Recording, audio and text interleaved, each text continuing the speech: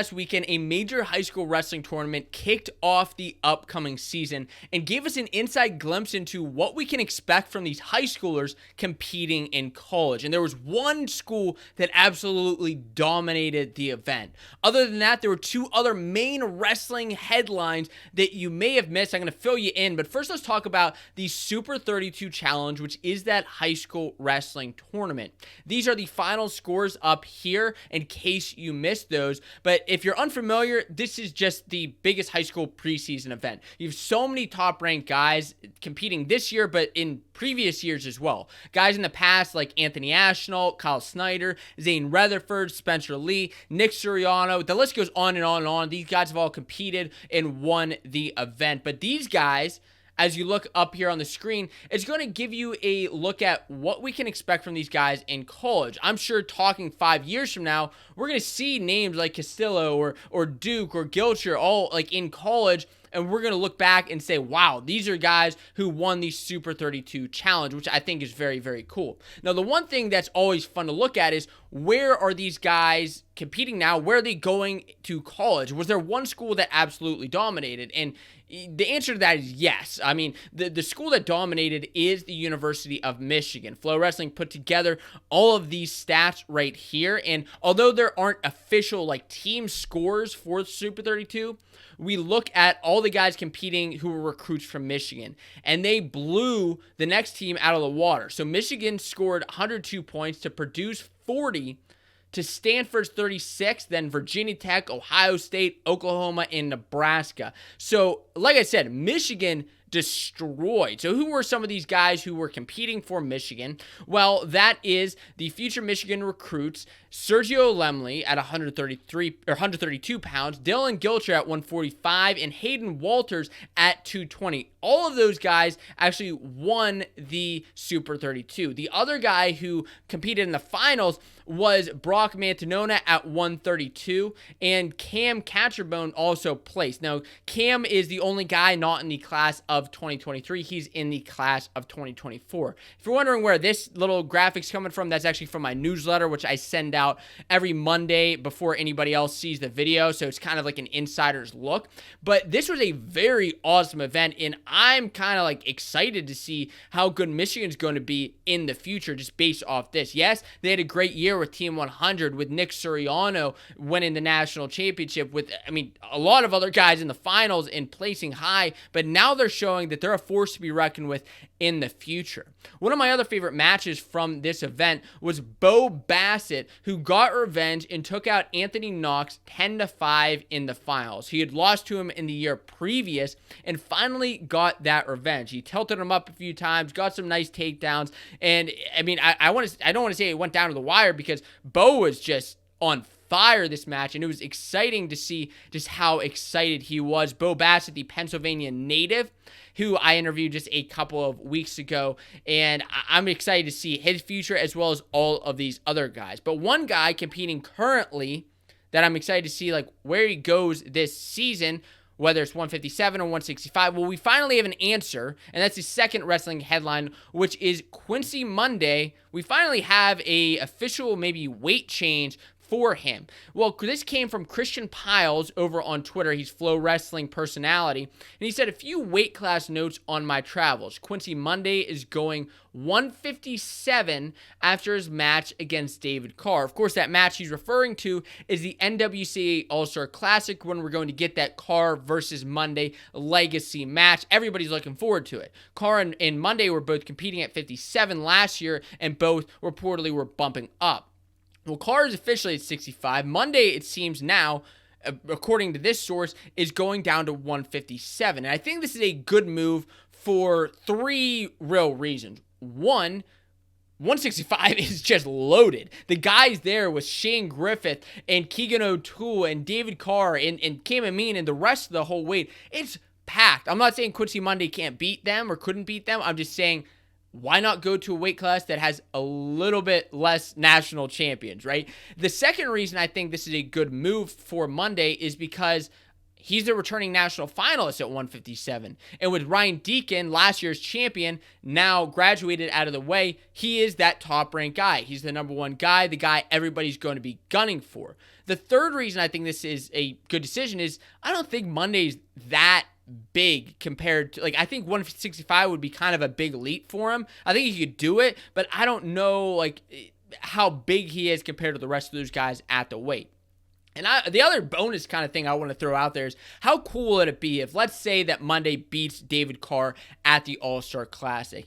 And just for fun, let's say that Monday and Carr both end up winning the NCAA championships this year at 57 and 65. How cool would it be for Monday to say, well, I actually won 157 and I beat the guy who won 165 pounds. I think that's really, really cool, and I'm excited to see where he does end up going if this source is true. Now, before we get to the third main headline, which is about a college wrestler getting his own menu item at a local college, which I think you're really going to find fun, let's get to a couple of quick lightning headlines. The first one here is that Illinois announced plans for a wrestling training center.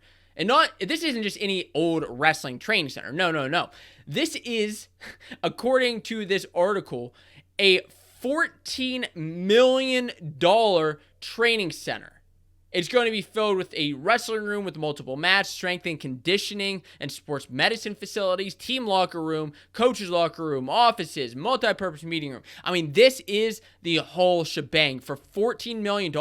I love seeing programs investing back into their teams. This is awesome for Illinois. The second lightning headline that I want to talk about is Mizzou announced their full schedule. A couple things to highlight here are at the beginning of the season, they're wrestling at Arizona State, which I think was going to be a top 5 ranked dual match up there. They'll be wrestling at Virginia Tech on December 11th. They'll be back at the Southern Scuffle, and they're ending their season basically in Oklahoma. They're wrestling at Oklahoma, then at Oklahoma State. The Big 12 championships are in Oklahoma, and then the NCAA championships are in Oklahoma. Of course, in between there, you have an Iowa State duel, but Mizzou is the top dogs, the top Tigers, I guess, in the Big 12, and they're going to be a tough team to be trifled with this year. The third lightning headline before we get to our main third headline of the day is Val Solorio is on the move from Florida to Pennsylvania. I'll tell you why I'm so excited about this, but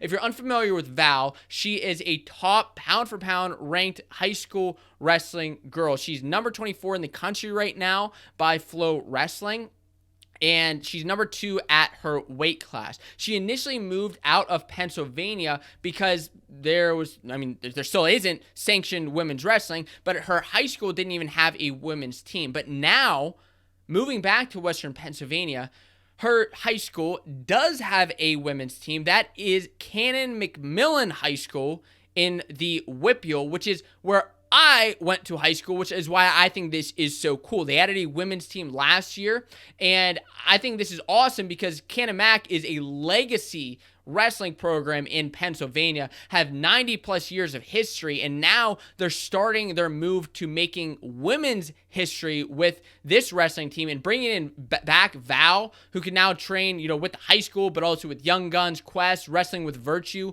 all her local clubs in the area. This is big for her and for the program, and hopefully for women's wrestling in Pennsylvania. The third wrestling headline, speaking of Pennsylvania wrestlers, is about a college wrestler getting his own menu item. This is Trent Hidlay.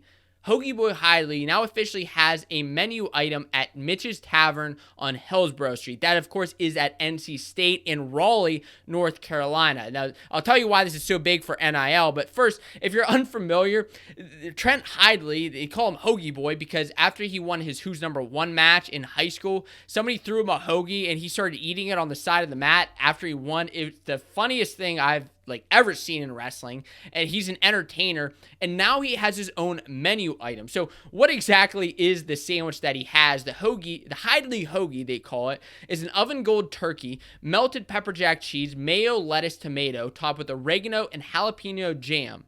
That's, of course, named after Trent Hidlay, ACC wrestling champion. How cool is it that we are seeing this, okay? This is part of the NIL deals that have been going on.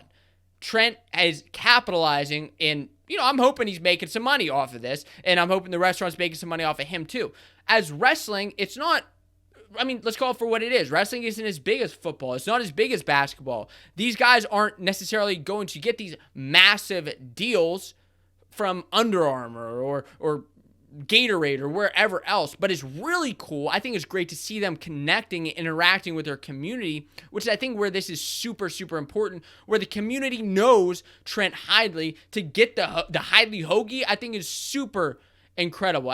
He's not the only one doing this either with NIL. You have him doing it here at NC State. You have Roman Bravo Young doing it in State College. You have Cole Matthews doing it with Permanis in Pittsburgh. I think these are great deals.